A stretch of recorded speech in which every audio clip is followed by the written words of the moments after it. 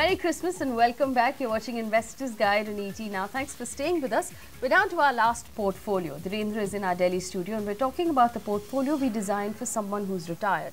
And I want to talk to you about Mr. Ram Rastogi, who's someone who wrote into our email ID as well. He's invested in a lot of equity funds, which he uses for dividend income, but he's unhappy with the returns he's getting right now. He wants to know if MIP is the right way to go. Take a look.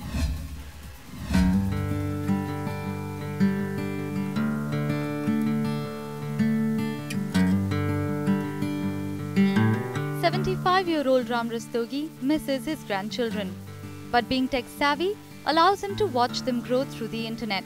And it's thanks to the similar savvy planning that the Rastogis today live a financially independent retirement.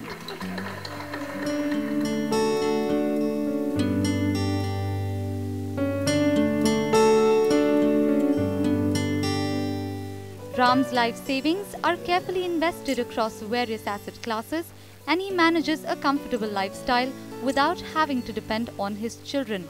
But his equity investments have begun to cause him concern. I have invested in a couple of mutual funds and I expect a return of 15 to 16%. May I know what should I do under the present market conditions? My second question is, from 1st of April, DTC may be applicable, and under DTC, dividend distribution tax may be applied. Should I change to growth? Most of his investments have the dividend option, which would be taxed if the direct tax code is brought in on the 1st of April next year. This being the only source of income, he thinks a shuffle in his funds might just be what the doctor ordered. Ram Rastogi there writing in saying he's unhappy with the returns he's getting from his equity mutual funds, Dhirendra. So if you look at his portfolio right now, would you recommend he switch at a point like this? He might walk away with a lot of losses. No, I think, if he was guided by any sensible advisor, then the right time, MIP is suited investment for him. But it'll be wrong, or it'll be imprudent to move his money from equity funds where he is faced with losses or a reasonable decline in value to MIPs now. So I would say he will have to wait, otherwise all his losses will become permanent. The other is that he's deriving his periodic income by way of dividend from these equity funds.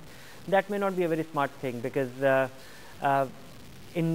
once we have the direct tax code which becomes applicable from 1st of April 2012, dividend from equity fund will entail, there will be a dividend distribution tax, and that will be 5% of the dividend realized.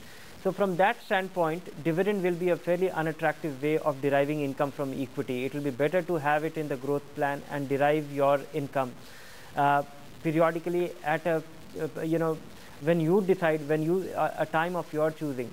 Going the MIP route then is our income growth portfolio. Now I'm just going to go through the funds that we've invested in. The FT India Dynamic P Ratio Fund of Funds, the HDFC MIP, the Reliance MIP and UTI Balance. Now there's only one difference between this portfolio and the one we talked about earlier, and that's the balanced fund that gives you the slightly added equity investment. Dhirendra, are you looking at making any changes to our final portfolio?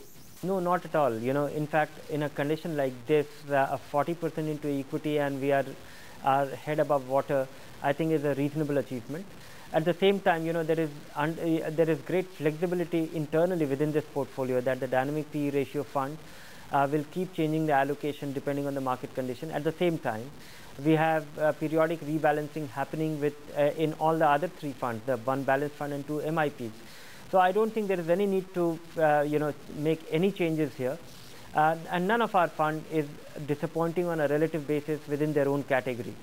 So I would say this fund has not been to our expectation. I would expect this portfolio to deliver 1.5 times more than what the available fixed income return is, which it has not delivered so far, but it is not bad given what we are faced with equities right now. So our income growth portfolio is meant for someone who's retired. We must remember that we are budgeting for the fact that you've already invested in the senior citizen savings scheme before you invest in this portfolio. Dhirendra, are you still recommending the senior citizen savings scheme for our retired viewers? It depends, because if you are deriving any kind of income, or if you have you are not dependent on your investment if you are not dependent on your investment for income, then you may not require senior citizen savings scheme. But if you have no other periodic income and you need some money on a month-on-month basis or on a quarterly basis, then that is the first thing which one should try and get. That was our income growth portfolio. Remember, we're assuming you've already invested in the senior citizen savings scheme. That will pay you a regular income if you're retired. And then you invest in our income growth portfolio that also gives you an equity allocation.